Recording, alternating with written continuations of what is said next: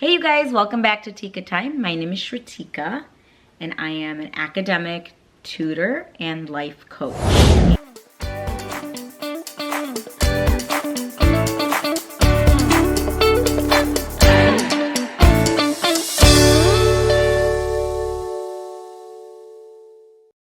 There's this quote from Schultz. It sounds rude, but I thought it would be like a fun thing to explore. It is something like, I love mankind, but it's people that I can't stand. So it's really interesting, that quote, because what does he mean by mankind versus people? Obviously, mankind is made of people. And I know you guys resonate with this too, because the thing is, to me, and probably to you too, mankind is like the things we share from being human. You know, and that goes like over any country, any religion, any person. We share mankind, humanity, right? And humanity is what kind of pulls us all together and gives us a hug, right? Because we share so many things, that like aspirations, you know, dreams, emotions, children, family, relationships, our husband, wife, right? Like there's so many relationships that transcend every person, right? Every culture. And that's the bond that holds us all together here on earth. Now remember I was talking about like how our body belongs to nature and the earth, and that goes for everybody. So we came from that, and again, we made with this grand design by God, and it is just such a blessing if you just see the similarities that we have together. And so now let's move on with the it's people that I can't stand. The thing is, I think if we're living in that humanity of like, you know, what is the point? It's to be kind and help each other through it and teach somebody else kindness too. But I think what happens with people is that people become greedy. They want to just take care of themselves or fill their needs, and they don't have the constitution or ability, honest ability to see beyond themselves. And that is what is so irritating and causes so much drama in life, right? Like, isn't that what is so irritating about friendships, or, you know, I don't know, whatever relationships that you're having struggles with, you know, if you are married, if you have boyfriend, girlfriend, whatever it is, it's that people aren't able to see past themselves and their needs and be, you know, kind of not so self-absorbed to help somebody else, or put their needs aside because somebody else needs them right now, you know?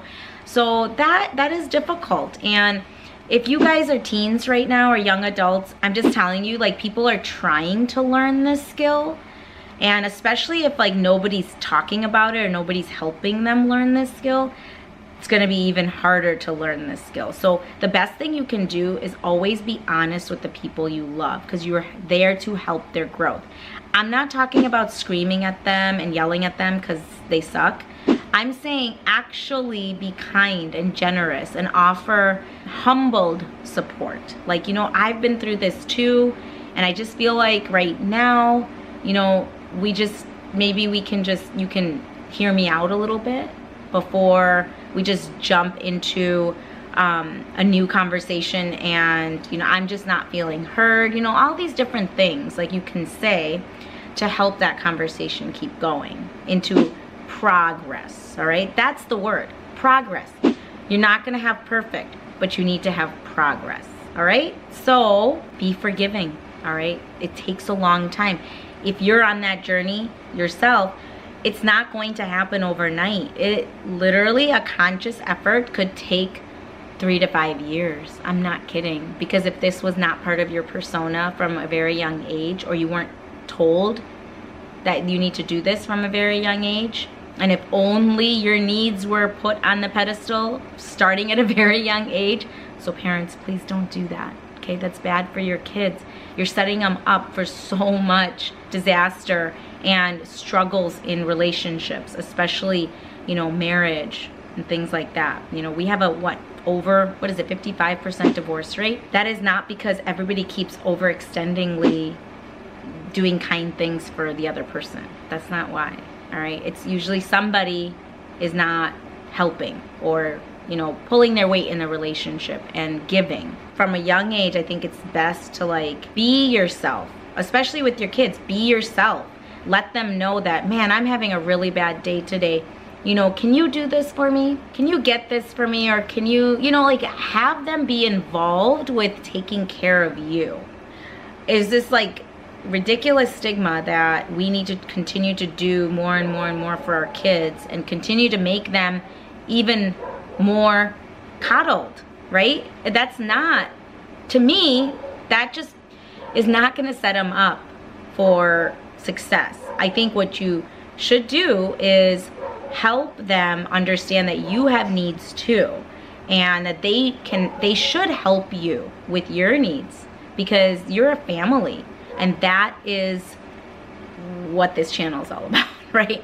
Helping families become more and more awesome and feel supported. And, you know, with honesty, we can start that process, all right? So that's what I got for you today. Have a family meeting this week and talk about everybody's needs.